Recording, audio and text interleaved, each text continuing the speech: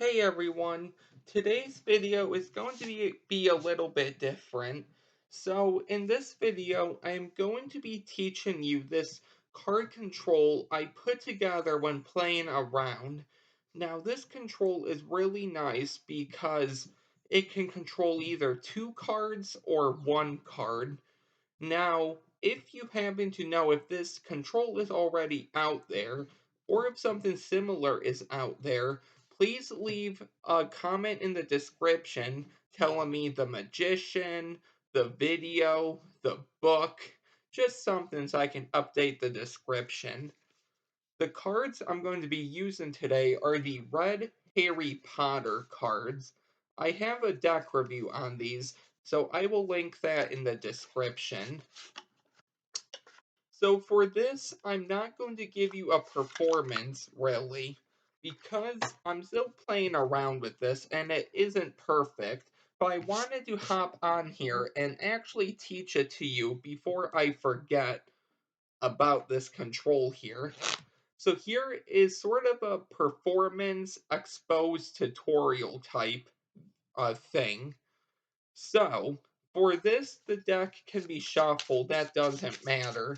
And you're going to have a card taken out. Let's say this card. So in this case, we get the Seven of Spades. Now, it's up to you if you want to control the card separately to the top of the deck and then start the control, or if you want to just place the card on top of the deck, leave it there, and then go right into the control. And so this is great because there are a few ways you can go about this. So let's say for all intents and purposes, I just leave the card on top of the deck. I will link in the description however, some card controls, false shuffles, and false cuts, so you can take your pick. So the next thing you're gonna do is you're gonna have another card picked. Now I like to do this in the action of a dribble. If you don't know how to dribble, I will leave a link for that in the description.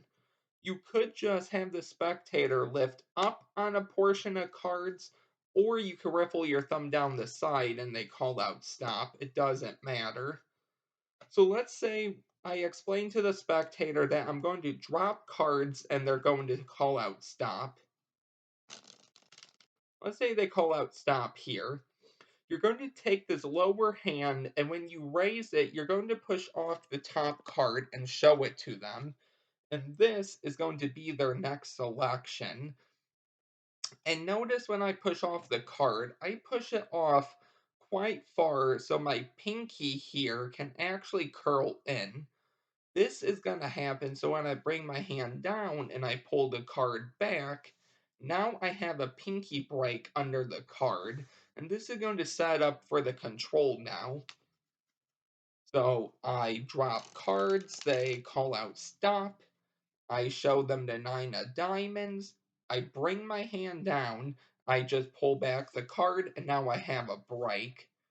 So you're going to take this packet, and this is going to be in the action of a double undercut. So if you're not too familiar with the double undercut, make sure you check out my tutorial in the description. So here it is exposed.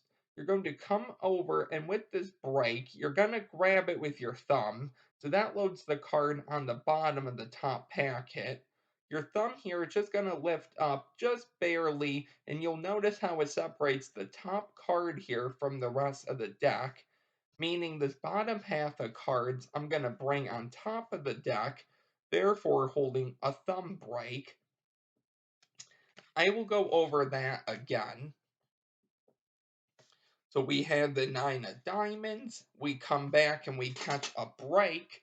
We're going to come over, grab this break card, and right when I'm going to double undercut this, at the same time my thumb is going to lift up just slightly, separate the top card from the deck. I'm going to double undercut, and now you'll see that bottom half is on top.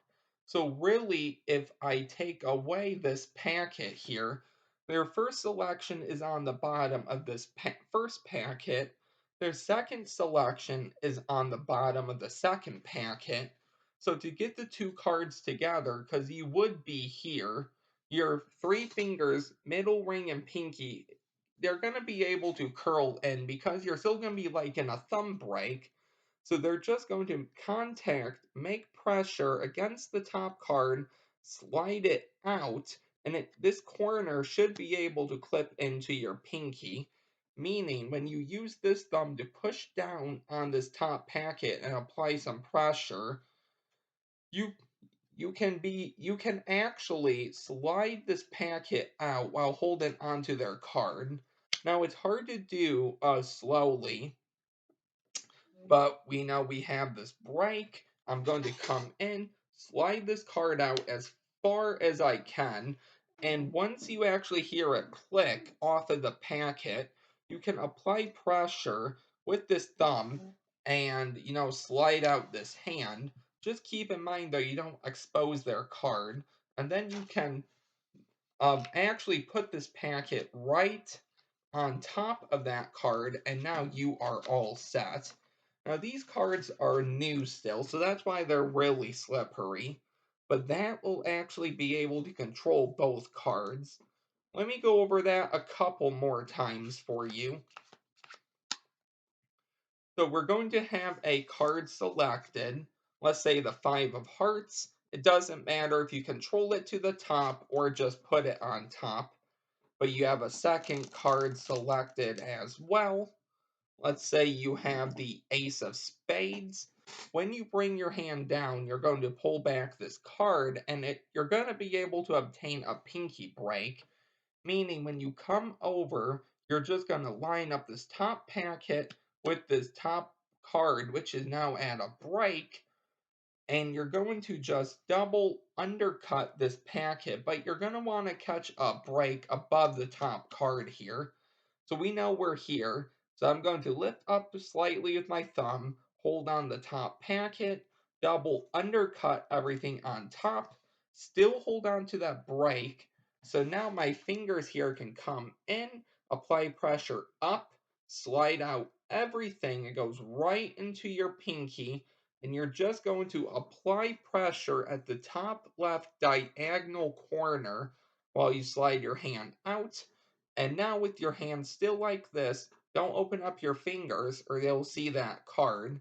You can put this deck right on top, and to get the card actually lined up, you can use these four fingers to pull back the card. Just let go some with your pinky, and that will control both cards on the bottom.